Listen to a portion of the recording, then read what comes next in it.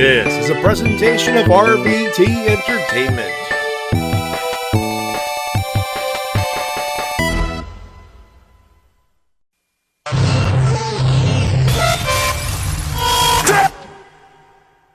This isn't about the dead, it's about the living. It's about my mother. It's about my sister. It's about my wife. It's about the 14 years it took me to go from undesirable to un-goddamn deniable.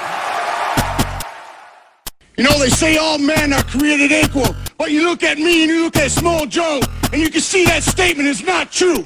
Because I'm better than you, and you know it. In the back, there are men and women, seasoned professionals, dues paid in full, gunning to be the best. I'll always light the way, and all you have to do is let me in. Oh, a little bit of the bubbly.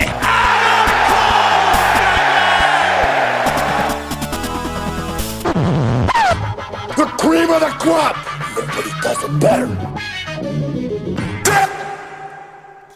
Hey, hi, hello, ladies and gentlemen, and welcome to the Wrestle Cast, presented by RVT Entertainment on Podomatic.com, Spotify, YouTube, and wherever else we find this fine audio recording and live on RVT Entertainment's official Twitch.tv channel. We talk about professional wrestling, both in the mainstream and the independent scene. My name's Matty Jay, that is TWK. Hello, ladies and gentlemen, I'm TWK of TWK Reviews, and I'm here to entertain you for another amazing episode of the Wrestle Cast. And we're not alone, folks. It is G1 Climax final weekend. Mouthful, but it's also awesome. So, as promised, we brought back our best regular person. You know what it is. It's Shintigercurl, everybody.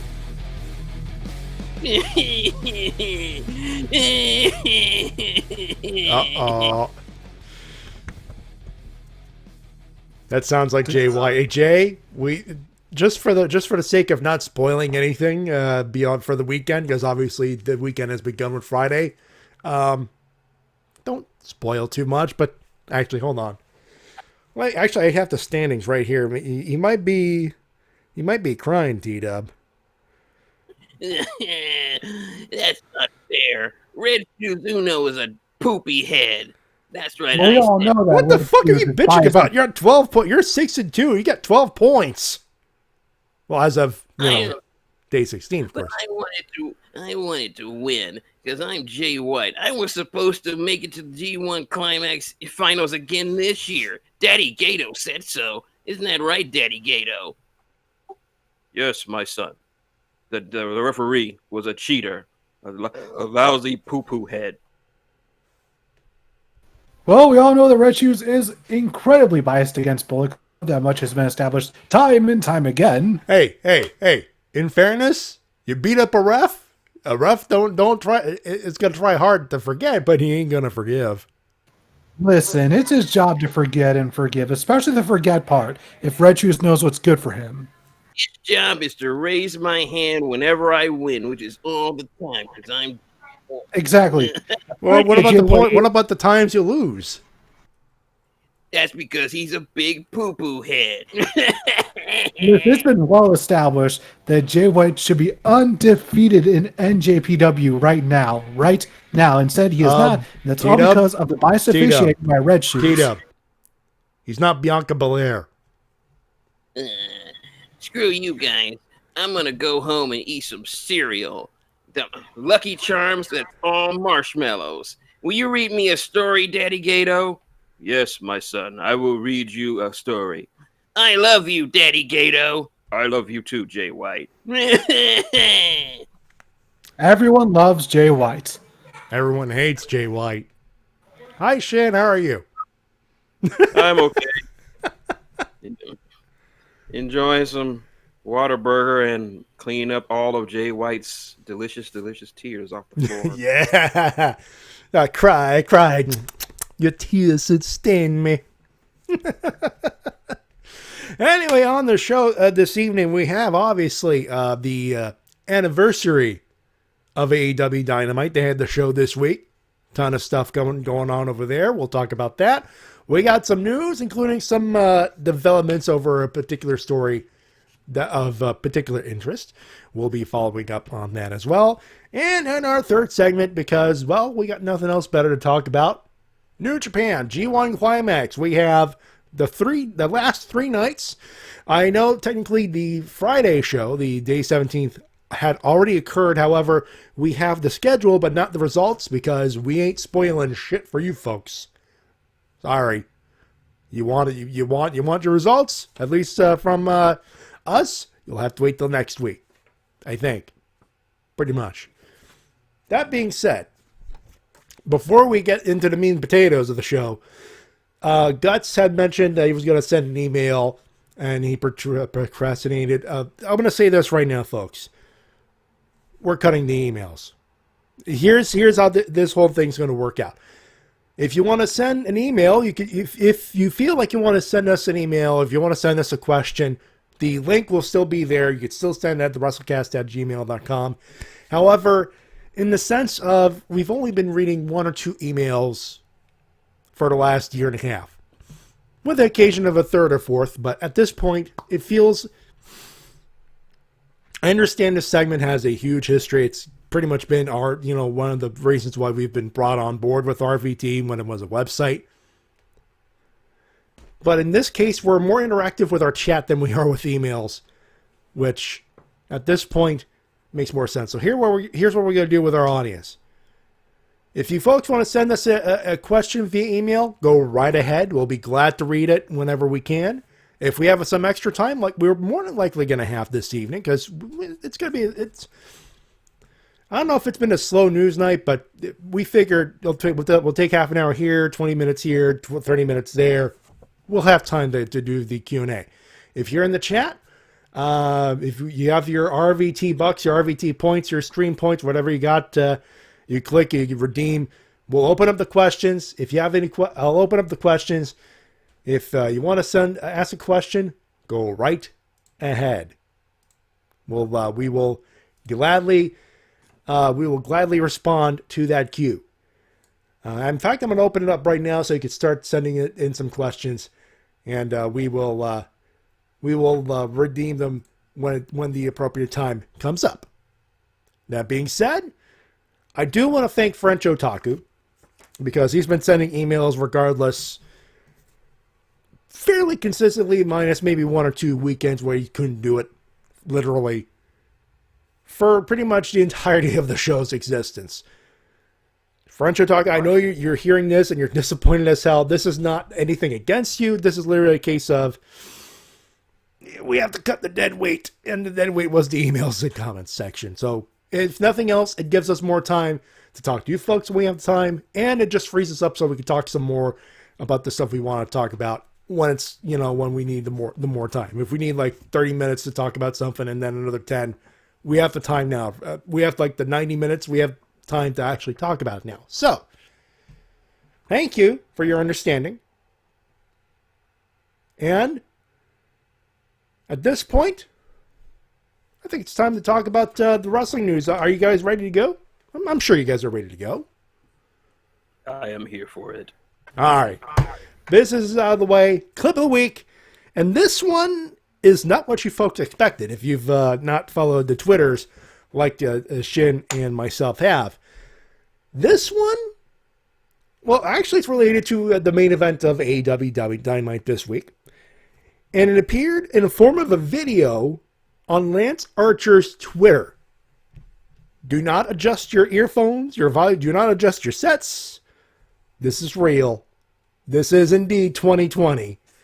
I give you the alpha male Monty Brown. Take a listen. Ask William Wallace. I am the alpha male. He is I and I am him. The alpha male is he, and he undoubtedly is me. Rewind, 2021 style. When I put this mic into my hand, you know it's going down. Baby, everyone knows the alpha male's name can only be Monty Brown. Baby, the opinion on the Murder Hawk monster Lance Archer versus your AEW World Champion, Jon Moxley. John, Lance Archer is gonna make you walk the mile. Walking the mile, walking the mile, walking the mile. And at the end of that mile, bam, blackout. Or in Serengeti terminology, Jon Moxley, October 14th, AEW anniversary show. You will be grabbed by the jugular. Your windpipe will be crushed. You will be shaken loose and left laying on Lance Archer's hunting grounds. Well, what does that mean? That means it's over. The end for Nice kaput. Mox, kick rocks. Arrivederci. Probably means someone got pounced. Period.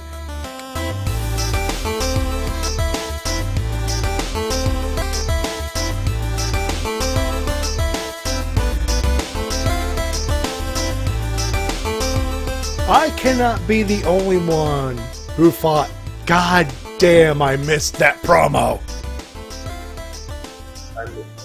That is a unique ass promo right there. Yeah, that's the one thing that Maya Brown was absolutely excellent at, and that's just that unique delivery that he had. And the one thing that you couldn't really tell because it was audio only is just the way his facial expressions are and just the way he moves his body during the promos. Facial expressions, the body movement, he still had it. He still has it. He still wiped his face on the mic like an animal. Yeah, just like he used to do with the ring ropes. Back in when he said pounds, and he wipes his forehead with the mic, period, mic drop. You know what sucks?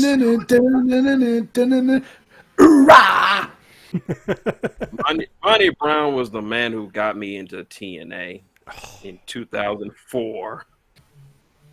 Long-time viewers, same here. That's like it's one of those things like binge watching TNA. That's what it is with binge watching TNA. The good bits, he pops up on a lot of good promos from that organization. So I'm in agreement there. Alongside the Pope, Monty Brown was the biggest missed opportunity TNA ever. I'd also put Matt Morgan in that category. Yeah, true. He was a missed opportunity. Because he was 7 feet tall, and he was as athletic as somebody half his size. He was a missed opportunity in WWE as well. They picked up the scraps on that, and they could have made him something. That's how. Of course, crazy when we talk about missed opportunities in wrestling, we'll be here literally all night. Yeah, this is. Good Lord. We could just give you a list of all the people WWE fucked up in the last 2 years and would be here all night. That said, for those wondering, is Monty Brown making a comeback? I checked. I did my research, boys. He's 50. Surprised me too.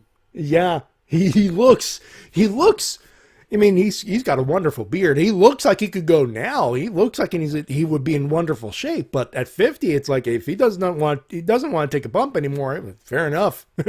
Cut promos, my friend. You are still worth your promo alone. So what you're telling me is, on the next episode of AEW Dynamite, Jake Roberts is going to be cutting a promo with Lance Archer in the middle of the ring. Then right in the middle of the promo, out of nowhere, pounce! Out of the ring he goes. New manager for Lance Archer right there. Oh, that would be the dream, wouldn't it? That would be the dream. When Jake Roberts gets pounced, he goes flying Adam Cole style right out of the arena. Oh. Yo, you would need someone lighter to do that, though.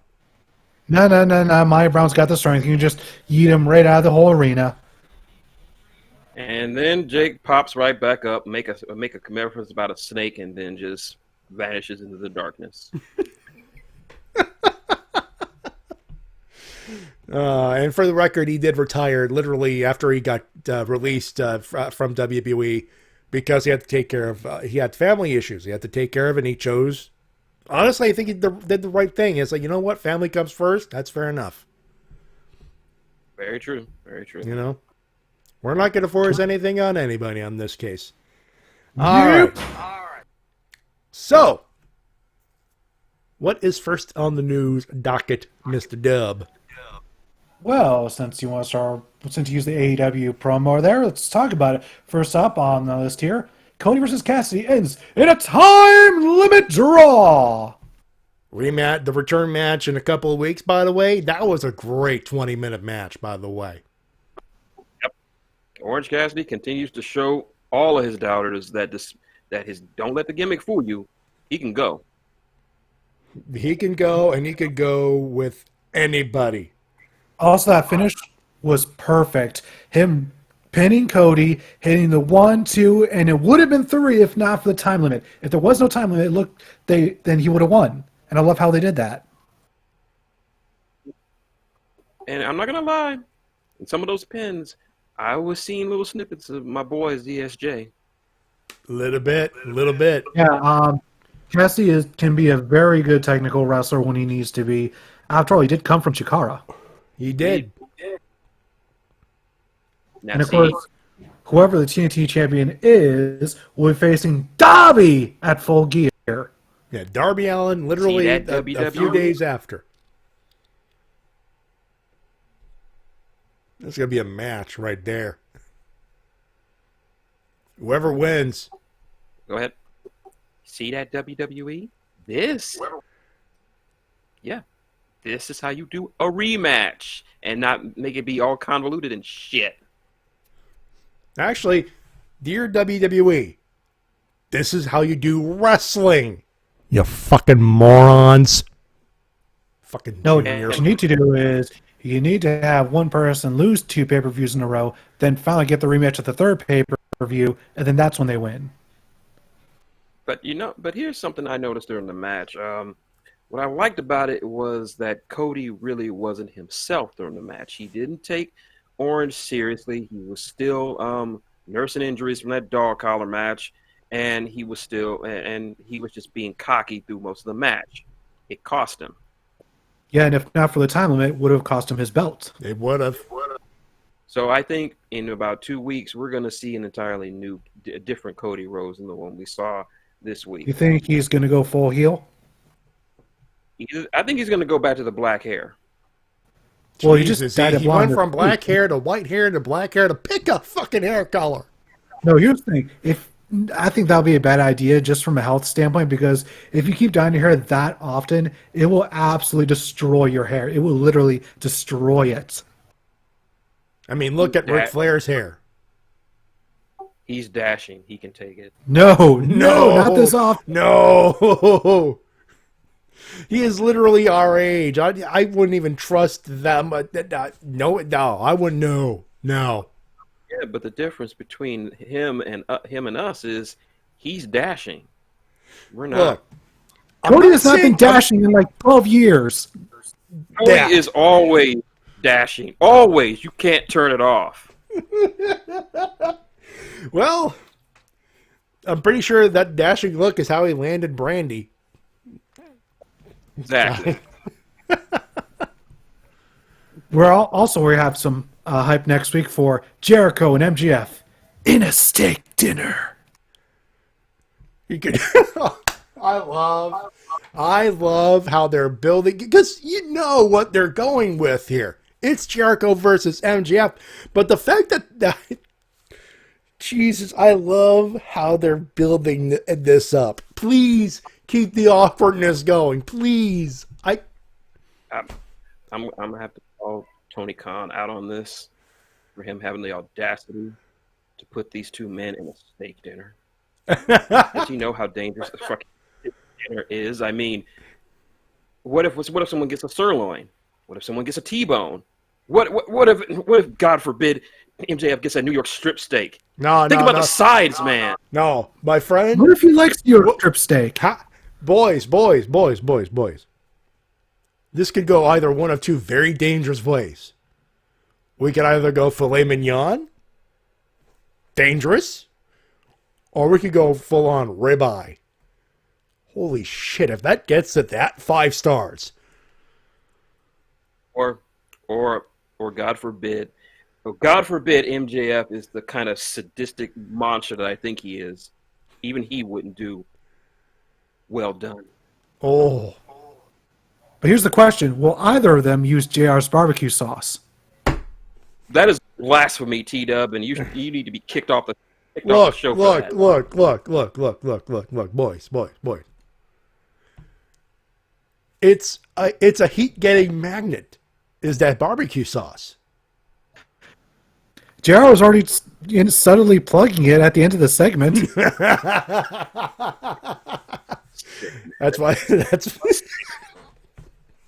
Look, boys. I can accept with barbecue sauce on a steak. That's even worse than a dog collar match. My God, that's just violent. Yeah, a well done steak. That's bullshit. Medium rare to medium. That's it. Beyond that, you're asking for trouble. Oh, let's see. Asks the real question: will they be Omaha steaks? Ooh. They're delicious Omaha steaks with all the good seasoning. You get 3 burgers, 2 side of links, and a whole cow, all with delicious Omaha seasoning. Jericho loves them some Omaha steaks. Real delicious. I need them to actually put that into that segment. Just plug Omaha steaks right in the middle of their dinner, as if it just as it's a natural part of the conversation. Boys, if that happens, the first words coming out of this podcast next Friday is "We fucking called it." As it may, I can't help but feel like they might be turning Jericho and the Inner Circle babyface somewhere down the line. That's what makes this awkward. I don't know where they're going, and that's what I love about it. I'm like, oh, where are they going with this? Although I will have to question Tony Khan's booking in this, because you shouldn't see that shit on TV. What we saw on Wednesday. No, that's pay-per-view quality. No, I mean, what we saw on Wednesday was that was disgusting. I mean, I wasn't expecting MJF to give Chris Jericho such a succulent blowjob on the He was gagging, though. He was gagging. Phrasing. Even worse. I'm better than you. And you.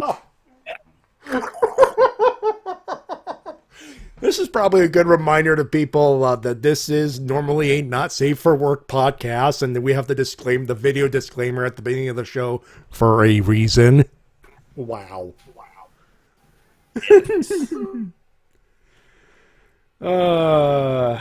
I guess since we're already some on the topic of the Inner Circle, yeah, it looks like Sammy Guevara is going to continue with Matt Hardy, and I hope that neither of them die, because it feels like whenever those two are in the ring together, something bad happens to one of them, or both. Look, one more match, put him in a cage. After that, that's it. Take him as far away from each other as humanly fucking possible from a booking standpoint. You know what really would end this feud? Put him in a cage, but at ringside, Rebby Hardy is just glaring. Yep, that'll scare them. That'll teach them. Sammy goes for a chair. He goes to hit her. He goes to hit Matt, and he sees Rebby glaring at him. And he's like, I'm done. Fuck it, I'm done. No. I could imagine the spot. The chair goes up. Rebby stares. Oh, God. Is this ass kicking worth this chair to his back? He looks. Hi, Mrs. Hardy. I'm gonna put your husband back in the cage and just beat him up there. Thank you. Please lock the fucking cage. I don't want to get my ass kicked by this lady. Please. Let me out of here right now. I would rather fight New Jack in a room full of knives. Dude, no. Let's not joke about New Jack. No one would rather do New Jack than anything else. Phrasing. Oh. By the way, Matt, I hope you changed the title on the Twitch page. Oh, wait, what? Oh, fuck. Did it not save it? It didn't. Son I didn't of know a we were doing bitch. Well. Thank you, Shades. I'm gonna eat so much crow tomorrow. It's not even funny. Matt, fucking sorry, thing Matty, doesn't save. I'm in the middle of a show. Sorry, Matt. Sorry, Matty, I'm contractually obligated to say this. That's making Botchamania. Botchamania strikes again, everybody. Good Lord. Anyway. You're going to... What'd you save it? About neck. Okay, did it save? Okay, now it's there. There you go. I'm going to eat so much shit tomorrow night. It's not even funny. Anyway, continue, boys. Don't mind me. Don't mind my idiocy on that, in that case. So yeah, Matt Hardy versus Sammy Guevara. Please don't kill each other, because, as we said before, every time they're in the ring together, something bad happens. Please do not die. Sammy, don't die. You're Houston's greatest export right now. All right, next up we have Miro is going to murder the Good Friends. Yeah. So during the tag team title match, they had established an arcade cabinet with Kip Sabian. He was playing his, he was quote unquote playing. He was air quote playing. Emphasis on the aggressiveness on the air quotes. Playing the video game. There's a spot where one of FTR froze. I believe it was Trent, right? I'm trying to remember if it was Trent or Chuck. I believe it was Trent that ended up going flying through the air. Through the air, right through the damn arcade cabinet. End of the match happens. Miro comes up, beats the crap out of Best Friends, and I've taken the liberty of using that promo as a third segment clip later, so you'll hear what he says. But you broke my shit. I like that promo he's cutting, man. And then he beat the shit out of Sean Maluda. Poor Sean Maluda. I mean, he didn't quite find success in WWE, and now he's getting murdered by Miro in AEW. Just not as good a couple of years for him, but hey, at least he's getting TV money. Sean Maluda, the Yamcha of the Aoi wrestling family. Well, somebody's got to be. I don't know. Hey. What? I was going to say, at least he's not Manu. Ooh.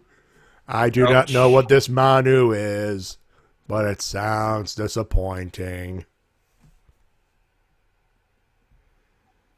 Poor Manu. Manu, the hands of fate.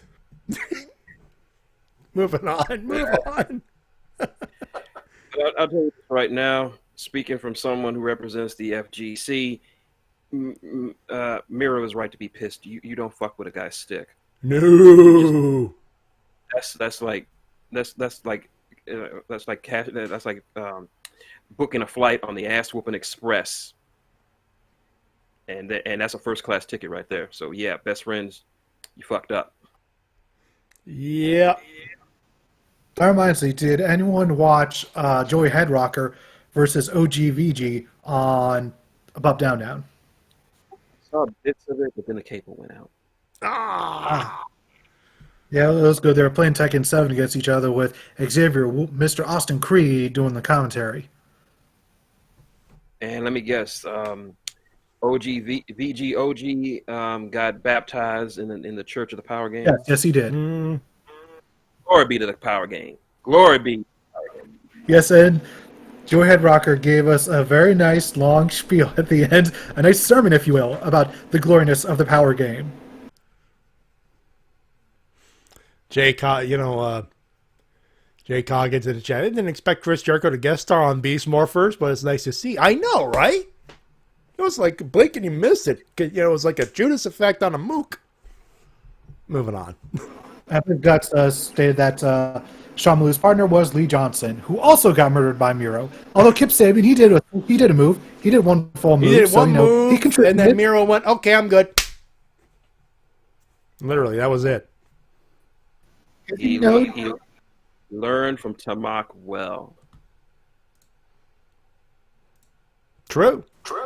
All right, so in our other news, Raw Underground seems to be absolutely done, finished. And In the anyone dumpster. surprised? Anyone raise your hand if you're surprised. Put your hand down. You're not as shocked. Come on. I liked it better when it was Def Jam Fight for New York. I liked it better when it was the original UFC. By the way, whoever has the rights to the Def Jam license, you've been putting out feelers for a new Def Jam game for like the last 2 years. Every time you do, you get people's hopes up, and then you crush them. Stop doing that. Either make a new game or stop teasing us. Don't make it crappy like Icon, because Icon sucked. Ooh, shit. Yeah, we don't talk about Icon. We either talk about the pure-ass wrestling game Vendetta or the completely kick-ass fighting game Fight for New York. Those are the only ones we talk about. Everything else doesn't exist.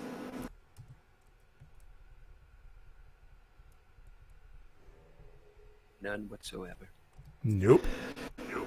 Also, PWI's top women's list was published this week with number 1 going to Bailey.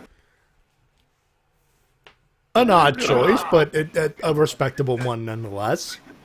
Did you mainly go by kayfabe, and she has had a real long title reign. Long title reign, Pretty good win loss very few defeats. By the way, I have in my hand, I've received this week, this year's copy of the Pro Wrestling Illustrated 500, to which Nice. John Moxley is number 1. You know what? Since we got it, since we're talking about Pro Wrestling Illustrated, let me get the list real quick in alphabetical order. We're not going to go over all 500, but I know some people are curious where some of our favorites are coming. Actually, before I do, I was looking for this button for someone. Ronda Round has been canceled. And nothing of value was lost. There you go, Jay Coggin. There you go, JC. All right, so before anyone asks, where's Warhorse? Well, 106 on the PWI 500. Decent spot. Almost cracked the top 100, actually. It's pretty decent. Let's see. Nick called this as number 15. My boy Josh Alexander, 195. He's cracked the 200. Darby Allin's 55. But Darby Allin can't drive 55. True.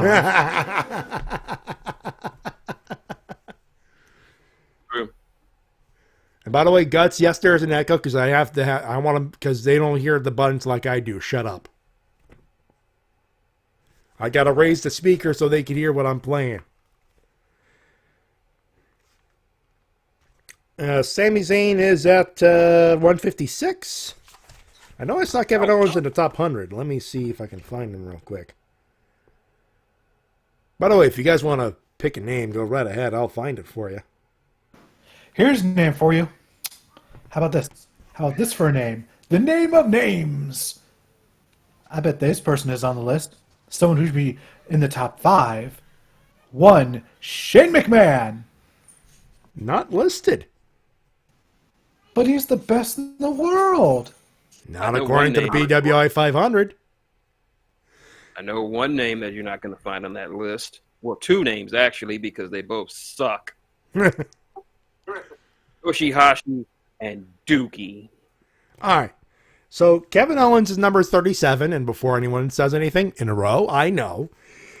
Kenny Omega is at number 13. Yoshihashi.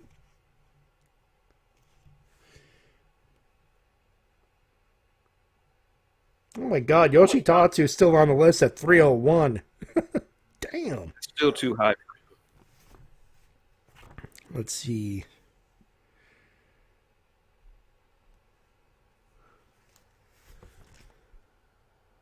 I'm looking. I'm looking. Not listed. And that's why I call him Dookie. Neither Yoshihashi or Dookie are No, they're not. They're none new. Pete Dunne, number 81. Kobe Durst. For C4 wrestling fans out there, Kobe Durst, 344. Keith Lee. Someone asked for Keith Lee. Let's see. Jay Coggins in the chat, JC. He's asked for Keith Lee. I know I saw him in the top 50. He was cracking the top 50, I know. Limited Keith Lee. Jesus. That's another guy that Vince is fucking up. We'd be here. But Matty, he has to have a bunch of DQs and countouts because number 11 for Keith Lee. Number 11. He almost touched top 10. Jay Lethal, number 86. One of Wrestle Cast's favorite wrestlers, Karrion Kross, 96.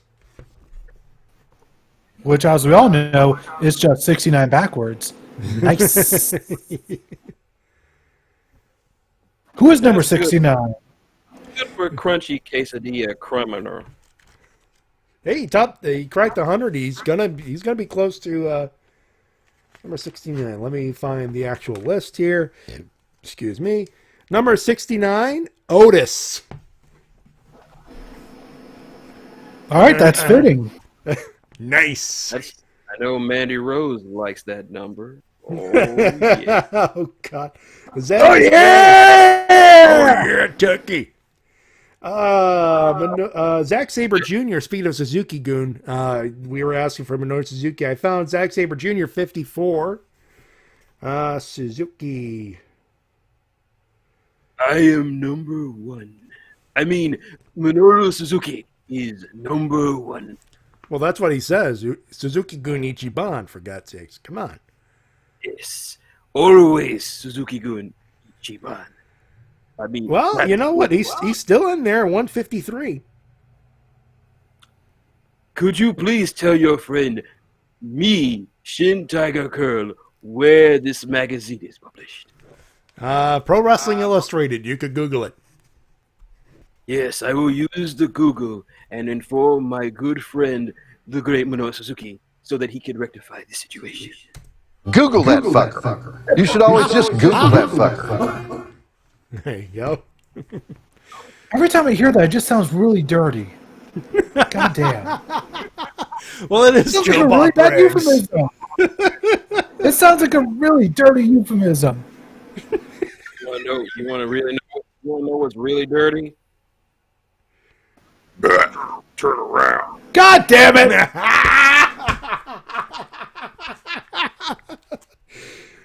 Inside jokes for the win. God damn it! Inside jokes for the win. Cheeseburger, our boy Cheeseburger, 441. Tommaso Ciampa, nice. Number 30. Jeff Cobb, number 70. Adam Cole, baby, he scored number 2. Guts wants to know Orange Cassidy. I am looking for Cassidy, as a matter of fact. Orange Cassidy, 84. All right, that's really respectable. That's actually pretty good. Number 2, representing left, right, left.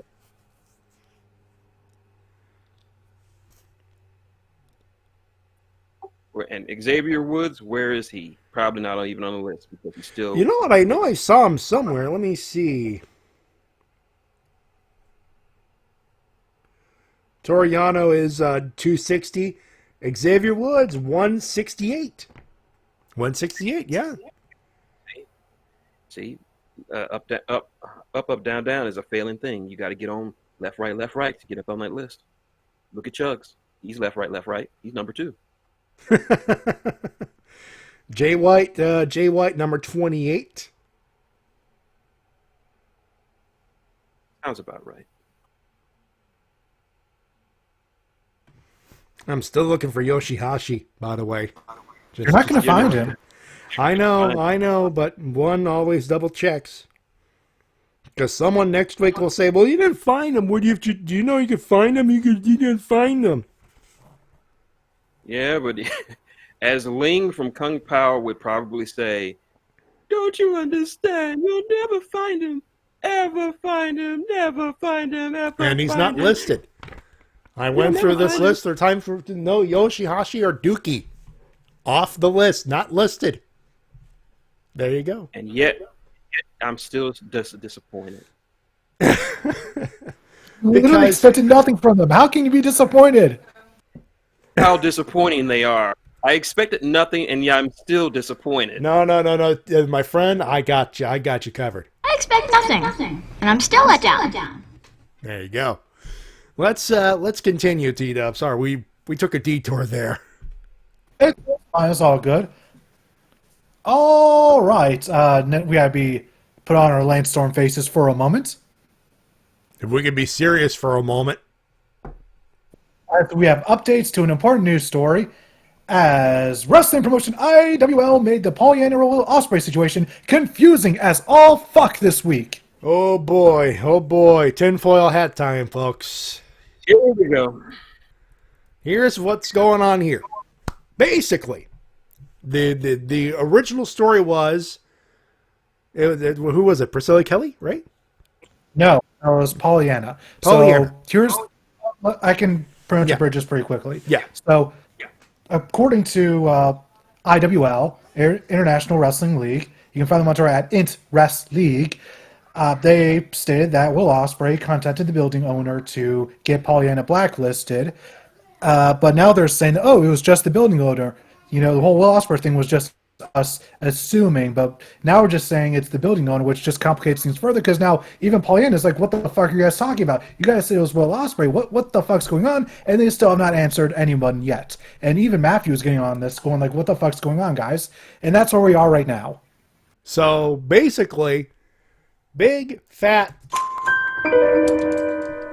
and Will Ospreay's name seems to be being dragged through the mud.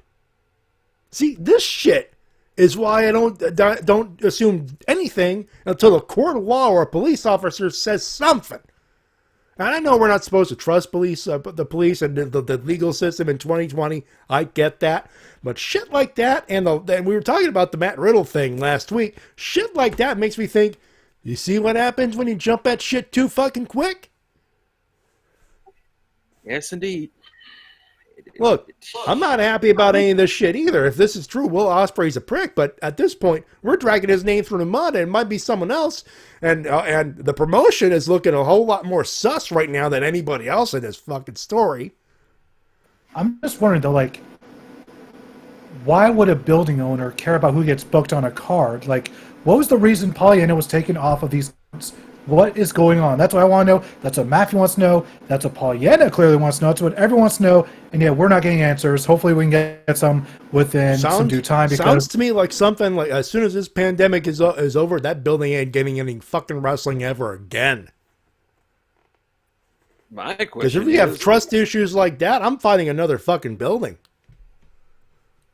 My issue is if Will didn't do this to Pollyanna, why the fuck did it take them so long to say anything, knowing that Will Ospreay was being thrown under the bus?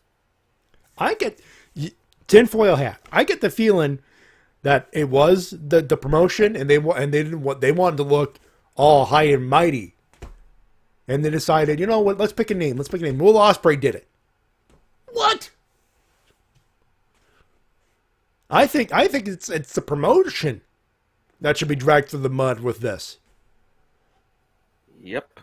Until proven otherwise. And because Will is kind of a prick, everyone just naturally assumed it was right. And people took advantage of that. And here we are. Careers altered for no fucking reason other than petty bullshit. Do I need to remind you people of what happened to Enzo Amore? I'm not advocating for the guy. Everyone knows I don't like Enzo Amore, but really that whole situation, it should have been done differently. And you know what? Here's how I see this. It's proven more often than not that Enzo Amore was a dick. But the whole thing that got him fired. But the whole thing that got him fired, yeah, little suspect, especially when the person says, "Oh no, I was just trying to get attention. I didn't mean to get him fired." Oh, you know, let me hit that jingle one more fucking time. You know what I mean? Well, in the case of Enzo, he got himself fired because he handled that situation extremely poorly and did not tell anything to Vince McMahon right until, you know, things came out, and then it's having to be the big anniversary edition of Raw. And he was Cruiserweight Champion, and it was a gigantic pain in the ass backstage. It just made it a little more easier to get rid of him at that point. Point stands. At this point, any other new accusations come up, I'm hitting the doubt button and saying, I don't care if he's a prick or not. He is, until someone says he's provably a dick, and not just by evidence, because at this point, anyone can Photoshop those iPhone text things, by the way. So you know what? Until someone proves legal proof, not Photoshop proof, not Twitter proof, I ain't trusting jack shit. Everything is said, nothing is proven. There you go. So when we talk about Will Ospreay, we'll talk about him as the wrestler, and that is it. You can talk about him. Yeah, because that's the policy of the show from day one. We don't care what happens behind the scenes. What we care about is what we see in front of the scenes, and what we see in the ring and on screen. If that shit bleeds over to what we have to talk to when we have to talk about it, like what we're doing right now, fair enough. But when it comes to the in-ring product, that's what we do. That's what we make fun of, not the person. To reiterate, all right, that being out of the way, I don't think there's anything else on the series. Oh yes, there is. Oh. Game Changer Wrestling's The Collective. Oh, shit. Yeah. 12 shows, 1 weekend. I watched 2 of them so far. I watched Josh Barnett's Bloodsport, which was a really nice mix of wrestling and mixed martial arts. That was like the one thing I watched from The Collective was Bloodsport. I had a good time there. Though I think the other one was the Big Gay Brunch as well. Yeah, that was the other one I watched. That was a really fun show with some nice surprises showing up. Mm-hmm. Let's see. Opening match was AC Mack and Ashton Starr versus the Team Sea Stars, which was a nice, fun way to open things up. We also had a really, really good technical match between Dark Sheik and Still Life with Apricots and Pears. In fact, right now, I'm calling it right now. Within the next 5 years, Still Life is going to be regarded as one of the best technical wrestlers in all of pro wrestling going right now. Because they've only been wrestling for 3 years. 3 years, they're already this good. Dean Malenko's probably already blushing right now from how good they are. You know, that's how good Still Life 5 years? 5 years? I could buy that. Yeah. The way because I saw that match. I was one of the matches I was able to watch. I could buy that. If all we're missing is experience, yeah. Yeah, that really is all that's missing is experience for Still Life, because they're already this goddamn good. Like, it's only been 3 years. How can you be this good in 3 years? Holy shit. Can you imagine in 10? I can't wait. Mm-hmm. We also saw a good old-fashioned brawl between the Second Gear crew versus Billy Dixon, Joshua Wavra, MV Young, and the Big Bad Kaiju, O'Shea Edwards. And things were going fine until O'Shea decided to ditch his team and go backstage, because every time somebody got thrown into his corner, one of his teammates would go to attack them, the opponent wouldn't wait, and the partner would accidentally attack O'Shea. Yeah. And after like the 5th time, he was like, you know what, fuck this, I'm done, I'm out of here. We gotta talk about the elephant in the room, though. What? Nope. There's still other things that happened that night, including the Twink Gauntlet. That included such people as Jimmy Lloyd, that was kind of surprising, Tony Deppen, Molly McCoy, Logan Stunt, but the person who ended up dominating it for the most part was Big Mike Perro, who was in the role of the Twink Hunter, just murdering twinks left, right, and center. And so at one point, Effie had to come out and send unlimited twinks, as the commentary put it. But even that wasn't enough. It took until Devin Monroe made his appearance into the ring to take out Big Mike Perro, albeit with some assistance from Tony Deppen, who looked straight into Mike Perro's face and went, "I'm sorry, I love twinks!" Super kick, Shawn Michaels style. We also had Effie, who was supposed to take on Priscilla Kelly in a 2 Out for TV match, but due to a family emergency, she had to pull out. However, instead, we were gifted with someone who was dubbed the Ultimate Twink, Marco Stunt. Ooh. And I'm not going to spoil what happens in this match, but let me tell you, never going to air on television, ever, in any capacity, ever. I'm just going to tell you that right now. They cannot air this match. Look, I've seen the image of what he's referencing, folks. It's right. It's if it gets there, it's rated MA. Oh, this is not going to be a Marco Stunt match you'll ever see on TNT Dynamite. No. I can tell you that much. No, sir. And of course, the main event was Sonny Kiss versus Cassandro, and that was a really good, nice luchador style match, one exotico to another.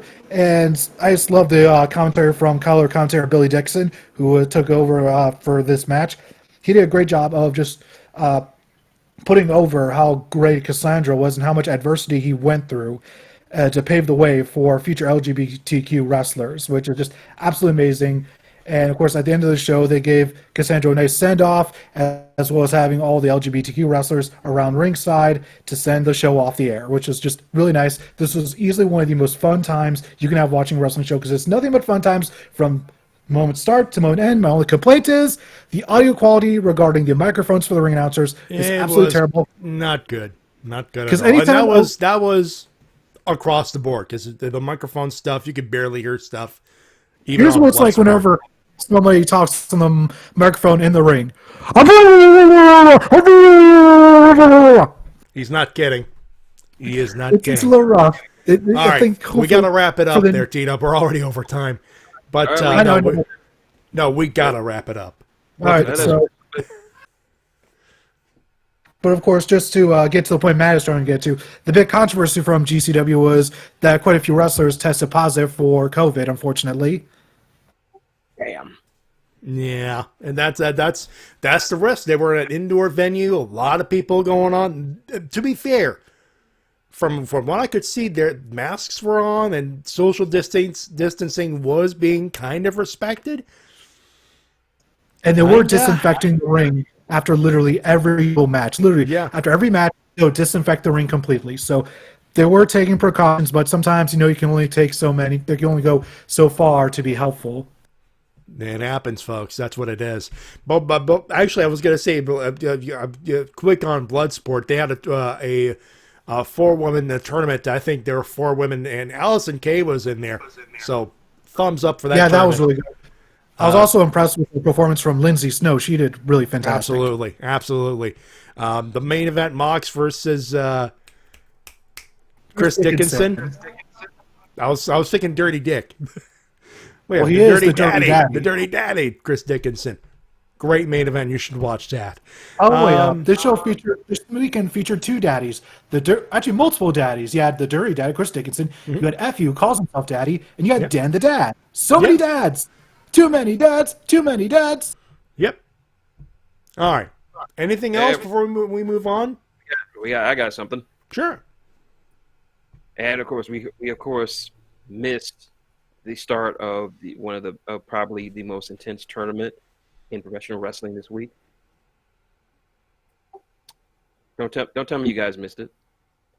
It's none other than the first ever BTE Gator Golf Tournament.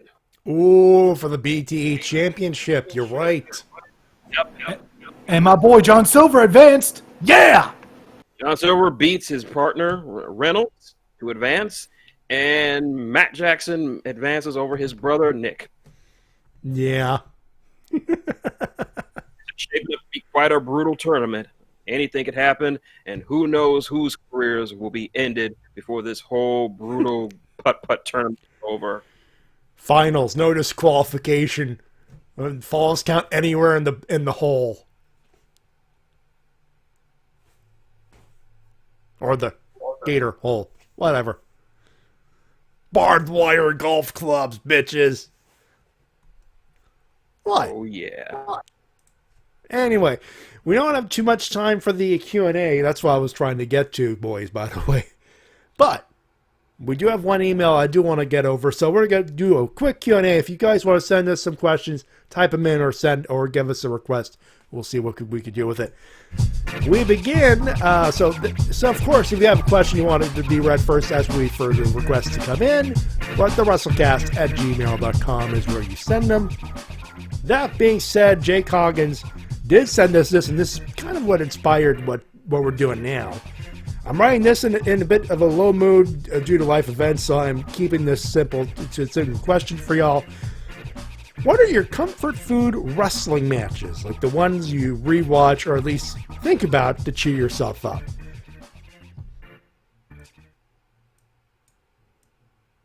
Guys? Well, for me, good old Orange Cassidy comedy match helps. Shin, you can throw yourself in on this one. I'm thinking.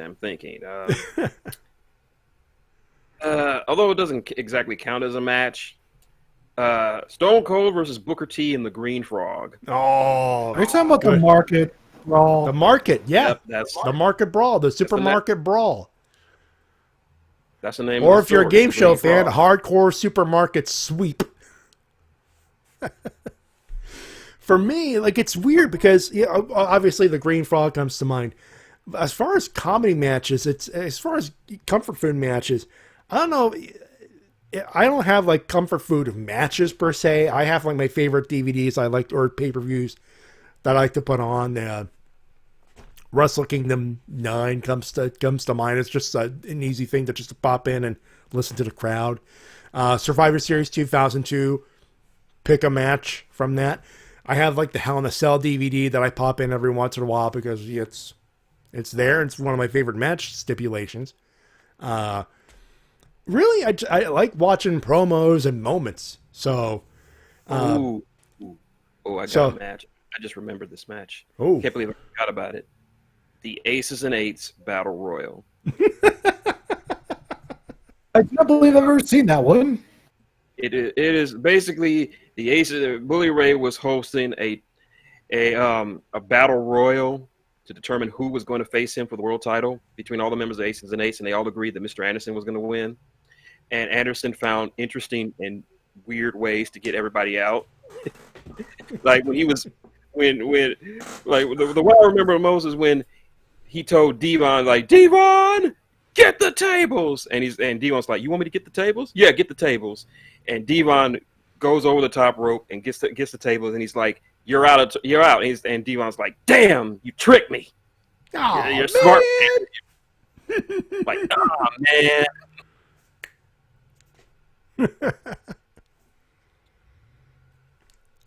So yeah, the moments like the Shawn Michaels controversy kick, Stan, Ty Dillon, or Sean Spears as Stan, that kind of stuff. Really, like there isn't many matches. Like Michaels Angle WrestleMania 21. Devin the Great in the chat. One of my favorite matches is Brett versus British Bulldog at SummerSlam number 2 in London. Good call. Linden? That's a match, especially when you know backstory that Brett literally had to carry that match after the first 5 minutes. There's an awesome video. I think it's Russell Talk. No, it's Cultaholic. Behind the match. And they did a wonderful video on that. Brett forked.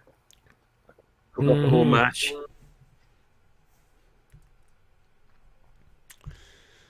Yep. All right. That being said, if you do want to send us questions while we wait for... Actually, let me see if we even have requests here. Nope. Not at all. So we're gonna stop it for now. We're gonna simply go with the following. Again, if you want to send us a question or a comment or whatever, if we want to keep it short, go right ahead. We'll read it. The WrestleCast@gmail.com. We shall return with a talk about the G1 Climax. Do not go away.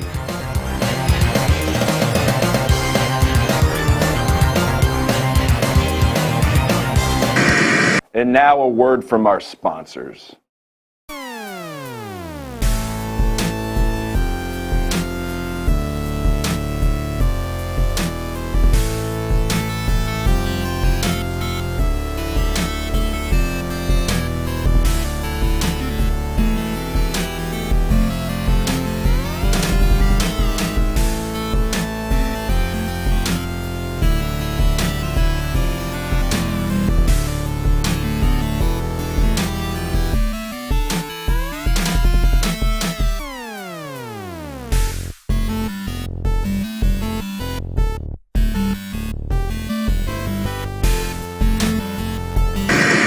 Promotional consideration paid for by the following. It's VR Troopers! Brian Steele, Caitlin Starr, J.B. Riggs team up to battle the treacherous Darkheart. He attacks in the Skyborg jet, firing a mega missile. Oh, brutal. But he's no match for the Troopers. Armored up, they soar in on the VR Turbo Cycle. Totally virtual. Team up with the Troopers, Savon's VR Troopers, each sold separately. This is WMOB, Mobile, 12 on your channel dial and 12 in the TV ratings. You've gone too far! You destroyed my most prized possession! Alan meant everything to me! How dare you! Как твой срам? Как твой срам? Да вы что, машина-то? Иди. Good friends, you break my shit. Oh. Game over.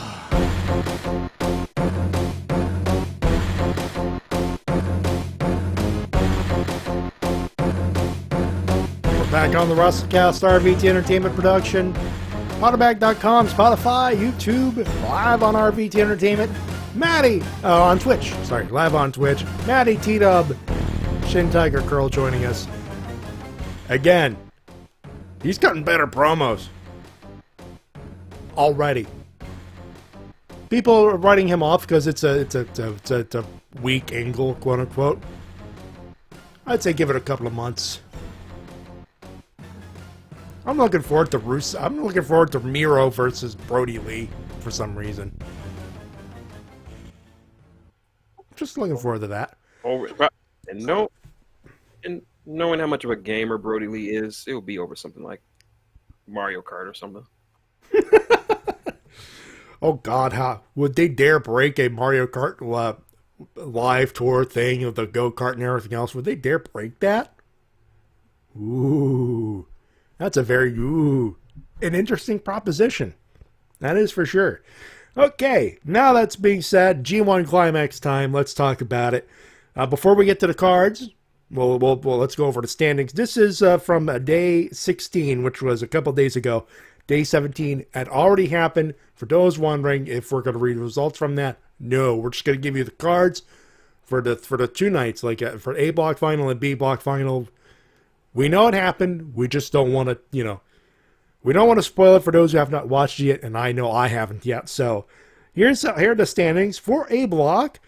Kota Ibushi, Jay White, and so Ibushi, Jay White, and Kazuchika Okada are 12 points each, 6 and 2.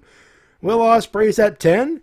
Taichi's 4 and 4. He's at 8. Jeff Cobb's at 8 points as well. Shingo Takagi 6 points. Tomohiro Ishii's at 6 points. Minoru Suzuki is at 6. And Yujiro Takahashi, El Zippo, no points. In B block, Naito's at 12. Evil's at 12. That's good. Yeah. ZSJ. I know you guys say ZSJ, but technically it's ZSJ. Zack Sabre Jr., he's at 10. Sonata's at 10. Hiroki Goto's at 8. Kenta is at 8. Yano's at 6 points. Tanahashi's at 6 points. He did not have a good tournament this time around. Robinson's at 6. And Yoshihashi, brace yourselves, boys. He's 1-1. He's 1 and 7. He's got 2. I know. Oh boy, oh boy. Here are the cards as they stand. They're at the Ryogoku Sumo Hall for all 3 nights. We'll bring up the C block. Why not? It's Yota Tsuji versus Gabriel Kidd to open up for A block. And then the matches are as follows. It's Jeff Cobb versus Yujiro Takahashi. I think he's staying I think Takahashi's not going to win a match this year, poor bastard. Shingo Takagi versus Minoru Suzuki. That's going to be a brawl. Okada versus Will Ospreay. Ibushi versus Taichi. And in the main, Tomohiro Ishii versus Jay White. Can we at least? Can I? Since I've seen some of this stuff, can I at least discuss some of the matches without giving away too much? Well, don't give out the result, obviously, but shoot. I'll just say that I'm gonna say right now, until I see otherwise. My favorite match of this tournament was Ibushi versus Suzuki. That was just an absolute Armageddon strong style war. I've seen clips. I want to watch that match myself, actually. But yeah, they started out nice and simple. It started almost like a shoot fight at the start, but then it just evolved into just this absolute war of attrition. Let's see, what was another good match? Yano versus Naito was very entertaining because it's rare to see Yano act legitimately pissed off. I shit you not. Wow. Naito's entire entrance lasted about 10 minutes. And he took 5 minutes just taking off his clothes. And at one point, he was just fiddling with his buttons, and Yano was just like, "Hey, take it off! Let's go!" I'm looking forward to watching that now. Let's see, Ibushi versus Taichi was just kicks. Makes I sense. shit you not. No, you don't understand, Matty. The whole match was just them kicking each other in the leg. So they were kicking their leg out of their leg? Yeah, they were just I don't remember seeing a single goddamn wrestling move other than them just kicking each other in the leg as hard as they could. Damn. And that went on for like 20 minutes. It was just 20 minutes of them just literally kicking the shit out of each other for 20 fucking minutes. But so far, I gotta say most of my predictions were wrong. I was wrong about Sonata, of course, and I was wrong about I was definitely wrong about Juice. I hope Juice could go a little bit further this year, but it doesn't look like he's mathematically impossible for him to win. No, I don't think he's going to win, but he got a couple of good matches in there. Great matches, no doubt. So about that. you know what? Having good matches at a G1 is still a good thing, all things considered. But the real thing, one of the two things I took away from this tournament so far was what's going on between Evil and Jay White. Oh yeah. As anybody who saw that the match he had with Yujiro, yeah, because I think Jay is really regretting letting Evil into the Bullet Club because he's getting to Yujiro, because we know Yujiro was loyal to Jay, but then their match comes and Yujiro starts acting all kind of crazy, and Jay is just pissed. And Evil is living in Jay White's head rent free at this point. So we could be looking at another Bullet Club Civil War at this point. But ooh, but I'm not even sure whose side who's gonna side with whom, because Evil has a right to call himself the leader of Bullet Club because he did what Jay White couldn't do this entire year. Like Jay was in the dash for the gold to become a double champion. He couldn't get the job done, and Evil not only beats Okada in the finals of the New Japan Cup, but he beats Naito for both belts. And and as evil is he is right now, he's not going to be standing up again. He's not going to stand beneath someone who couldn't do what he accomplished this year. So I could kind of see this war coming. So the battle lines are going to be drawn after absolutely, yeah. And probably the biggest thing to come out of New Japan, I'm not even going to say who won, but we all know, if we've seen social media, is the fact that Will Ospreay has turned heel. You know what? He's a foreigner. He's cocky. Why not? And he's been like this the whole tournament since he started. And Rocky was even commenting how Will was acting different. Like ever since he moved up to a heavyweight, he was acting more cocky, more arrogant, more full of himself, and it was kind of putting him off. And then when Will was having his match with Ishii, Rocky talked about how Ishii did not like Will Ospreay because he refused to give him the proper honorific as a senpai. Like, he would just call him Ishii instead of Ishii-san. So Ishii did not already like Jay White. I mean, not Jay White. He didn't already like Will Ospreay for this, and what he did at today's G1. Yeah, this is a year of the up and comers. Yeah, like we've had Evil break away from out of the shadow of Naito, and now we have Will Ospreay breaking out of the shadow of Okada. So I'm not even. Who's next? I mean, given the tension going on, given the tensions going on between Taichi and Minoru, I'm kind of expecting Taichi to break away from Suzuki. Yeah, I could definitely see that, especially considering the fact that just about a month or so ago, Suzuki was already threatening Taichi's life. He was, and and part of me thinks I could kind of see him taking Zack with him, because they're still a tag team. They're still tag champions. Dangerous Techers. I can see Dangerous Techers defecting, and part of me thinks they should join up with Will Ospreay to form a new faction. Well, there was actually a promo backstage with Dangerous Techers together, and Xavier Jr. said that his alliance right now is with Taichi. Dangerous Techers is his priority. They are the tag team champions. Yeah, indeed. So right now, outside of LIJ, all the major factions in New Japan are not looking good after this G1. You got tensions in Suzuki-gun. Chaos is in literal chaos.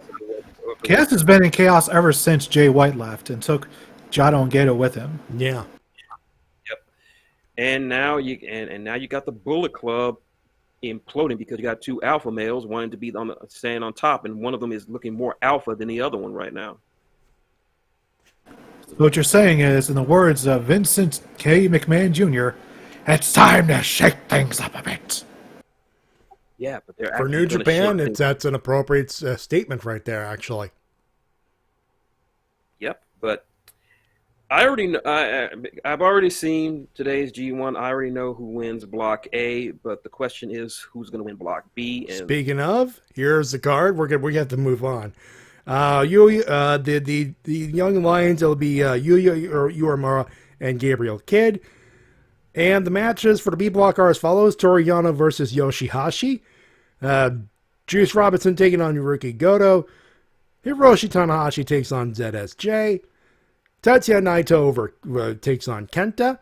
Sonata will take on... and in the main, Sonata versus Evil.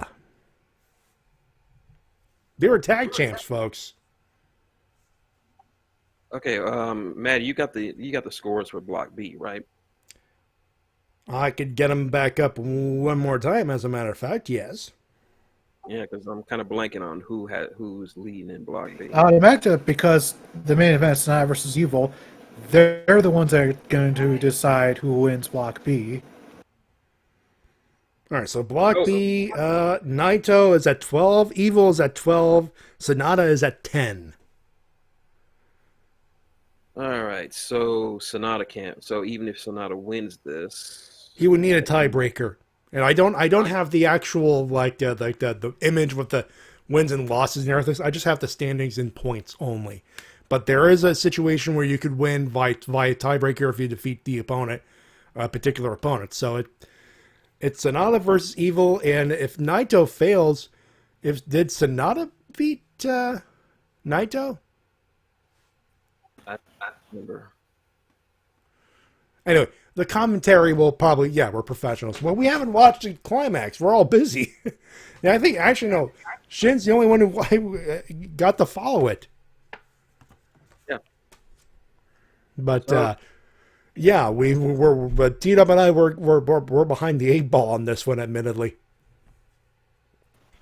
So, if I had to pick a winner, part of me wants to think that Sonata might still be able to come through with this from a tiebreaker, but my gut is saying Evil. Like, this would be like the ultimate slap in the face for Jay White, for the guy who just joined Bullet Club to make it all the way to the finals where he couldn't. Evil as the B block winner makes sense. But we're not going to spoil anything more. The thing is available in New Japan, njpwworld.com. 999 yen. It's around what, $10-11 for most of us. $9 for me. $9 for you. So there you go. That being said, it's time for winners and losers. Shin, you're already warmed up from all that talk. How about we keep going with some losers on your end? I already had I was going to give a D-cell battery to the draft, but then I saw something on Twitter that earned a D-cell more so than the shitty draft. This D-cell battery goes to a guy who just thinks everything should be handed to him just because of who he is and what he's done. Bill Goldberg. Oh, no. What the fuck did he say now? Oh, he was in the Thunderdome. And he has tweeted out, he has expressed an interest to go after the Universal title again. Vince? No, I'm sorry. I gotta give him the proper honorific. Junior, put the pen down. You have a good thing. You got a good thing with Roman Reigns. Don't fuck it up. Oh, wait. What if Goldberg wins the Rumble and goes on to challenge Reigns at WrestleMania? No. Look, no plan, McMahon. We have the Roman Reigns that we want right now. He has finally been turned heel, and he is a great heel. Just and like he's a Paul Heyman guy. Exactly. Back when, remember, I always keep looking at that promo that he cut when he was in NXT. That 40-second promo that showed us that Roman Reigns could be an effective heel, and now we're seeing it. And now you're considering feeding him to Goldberg? Really, no plan, McMahon? Really? Look, I'll buy Roman Reigns versus The Rock if that ever happens because it's a big marquee match and it fits the motif of the story you're telling. Not Goldberg. Oh, if there's something I forgot to bring up, but I will guess over my loser section. Thank you, JC. Jesus Christ. I have them on my list too. Don't worry. But as for my losers, I'm going to give the draft. The draft just wasn't interesting, especially with how they traded tag belts. But yeah, my loser, unfortunately, is Lars Sullivan. Not for what he did, but for just being kind of stupid. It was obvious. I'm just saying the whole thing was suspect on my end. Like, if she was really offended by him, why did she block and unblock him so many times before ultimately blocking him for good? The whole thing kind of sus. I just think it's not bad on Lars's part. It's just really stupid. Like, come on, it's Lars. stupid, and the timing of it, Jesus Christ. This guy just sounds like the worst timing when it comes to dumb shit, doesn't he? You can't stop doing dumb shit for more than 2 days, it seems. They brought you back. It's like Mr. Burns with during the flying hellfish. Simpson, can you do so? Can you keep your dignity for more than 5 seconds? No. Was that 5? Come on, Lars. I'm not mad at you, Lars. Just stop doing dumb shit. Come on. Just stop doing dumb shit. Stop the dumb shit and actually give us more than 2 matches so we can actually legitimately look at you and see if you're an effective heel or just another guy. Yeah, don't be like Ryback. Don't be like Ryback. You don't want to be Ryback. Be Lars Sullivan, but just stop doing dumb shit. Yeah. I was wondering, like, if he keeps this up, how long will it be until he's too much trouble? Like, he's not worth the trouble. Like Velveteen Dream, just looking for an excuse to shit can him. Like, how much longer just some of these people have to keep going on before, because this is a publicly traded company. How long until stockholders start going, okay, this guy over here keeps doing these things, keeps getting in the news. Gonna do anything about this guy? Anything? This guy? Nothing at all. Losers, T-Dub. Yeah, that's my loser. Lars Sullivan, and of course the draft for just being very eventless and just discounting NXT, because this just proves that despite Triple H's words, NXT is not a third brand, it's still a developmental program.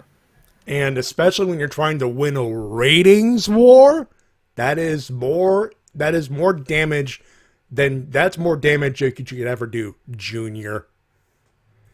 As far as losers, I have Lars Sullivan obviously for the coming back, and then another fucking scandal. Just again, I don't trust the damn thing to farther than I can throw Lars Sullivan, which it ain't much. But Jesus, just the timing of it, my God. And Game Changer Wrestling. I'm sorry, I have to. Like, if it was just another good wrestling with social distancing and no damage done, no nothing, maybe a couple of scratches, maybe an injury, I would have been fine. But at least three confirmed positive cases, guys, come on, not good, not a good look.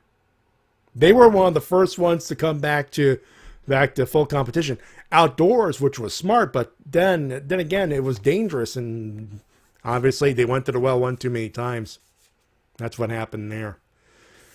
And I'm not going to comment on the draft because they fucked up the New Day.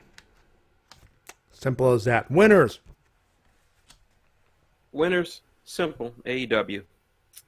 Considering where they were just a year ago and how much they have improved, especially in this pandemic. Like,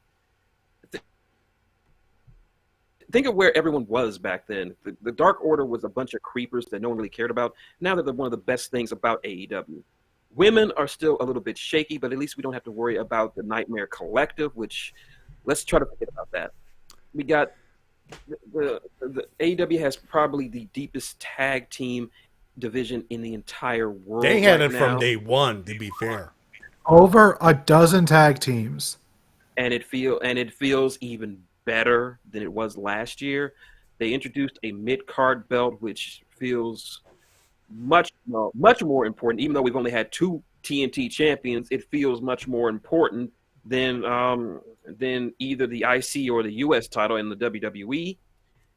And with the main event picture looks so damn good with the current ace of AEW, John friggin' Moxley. So for making it this far and doing as well as you did, I got to give it to you, AEW. Oh, and JC brought up in the chat, John Cena for his marriage. Yeah, he got married in secret to a new person, so congratulations. Tito. Mazel tov, doctor. Yeah. Go ahead, D-Dub, you're up. Okay. Let's see. I'm going to give my winners to Effie's Big Gay Brunch for being a fantastic show and usually one of the most fun ones to watch all year. Let's see. Anything else? Let's see. I guess I'll also give one to AEW for lasting year, especially because people kept on saying they wouldn't last 6 months. They wouldn't last 6 months. Well, they not only are lasting longer than 6 months, they're lasting a whole lot longer than that one, assholes. At least a couple more years if that TNT contract is anything to go by. And again, constant great performances in the ratings. Yeah, you're damn right. AEW's a freaking winner just for Dynamite alone. They give a platform to wrestlers that would never be given the time of day in WWE. People like Orange Cassidy. Do you think he would get any time on WWE programming? Orange Cassidy, Darby Allin will be lost. MJF, they would neuter MJF. Neuter him. Just imagine the scripted promos you would have to read. No, just imagine what they do if they got their hands on Eddie Kingston. I don't think they would know what to do with him because they wouldn't even sign him. You cannot script him. You can't script Eddie Kingston. You just have to let him be him, and that's it. He wanted Kingston after that promo he cut his first night. He said so in his in the office in the unscripted podcast that after that promo, WWE came calling for him, and they wanted to sign him. Too late, fuckers. He asked his mom, and she's like, "You stick with AEW because that's where you be the most happiest." So he's in AEW because of his mama. There you go, smart lady. Okay, because mother, there is no other. God damn it! So treat her right. Shin, let's talk about what do you got coming up on your YouTube channel? That's right. Of course, I'm always doing the Warmer Horde Lords profile videos, as well as some fan fiction readings. And lately, what I'm doing right now is working on a new series called the Gavin Kyle Files, which is a sort of pseudo secret agent sort of thing that works in conjunction with the Warmer Horde Lords, where this guy named Gavin Kyle makes dossiers on various characters in Warmer Horde. So, and it's very popular. It's got over 100 views, so apparently people like it. And as always, you can go on Amazon.com to buy my awesome novel, New World. Just type it in, and you can also join my Facebook group, the New World Project, on Facebook if you're not already there. And I also feature a lot of artwork done by my new artists, T-Dub and Matty. Have seen it; they enjoy it. So that's all I'm doing. All right, T-Dub. Well, I got a Let's Play every Wednesday. Every Saturday morning here over on my YouTube channel, youtube.com/c/TWK reviews, going for at least the next couple of months. On top of that, if you want to see that early, as well as any exclusive podcasts and early videos of any sort, really, just go to patreon.com/TWK reviews. Just $1 a month will get you that. So, I think especially this month, I've been uploading a lot of stuff to my Patreon page. So get on over there, Sonny Boom. Get on there. Go. What are you waiting for? Give me money! Patreon.com/TWK reviews is where you go for that specifically. And I'm trying to get the raid going for the Crystal Company. They're about to start. I'm about to join them as soon as we're done with this particular Partuki. That being said, you can follow, and of course, my tip jar, paypal.me/MattyJ316 is where you go if you want to give us some money. Donations are optional, but always welcome. You can follow us on Twitter at MattyJ316, at GWKOfficial, and at Shintigercurl. And of course, emails for questions, thewrestlecast@gmail.com. That's going to do it, ladies and gentlemen. We thank you very much for tuning in as per usual. On behalf of Shintigercurl. Read at me again, Daddy Gato. I'm Jay. And TWK. Until next time, this is TWK. TWK Review is starting to work your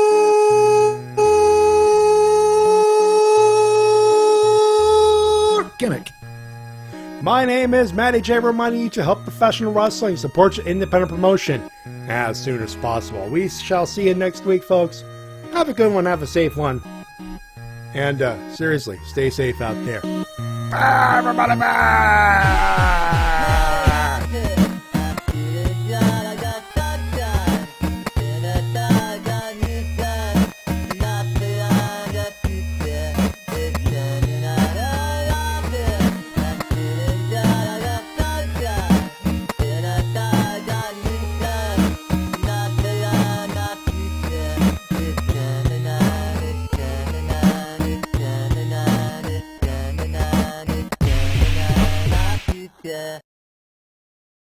New Day are left celebrating their tag title win, and the next round of draft picks gets underway, with Raw drafting SmackDown Tag Team Champions Kofi Kingston and Xavier Woods. I'm just gonna let that sink in. Kingston and Woods, not Big E. New Day were listed as 3 people which they could take for one pick if they wanted to, but they didn't want Big E. For no reason, SmackDown then immediately picked Big E.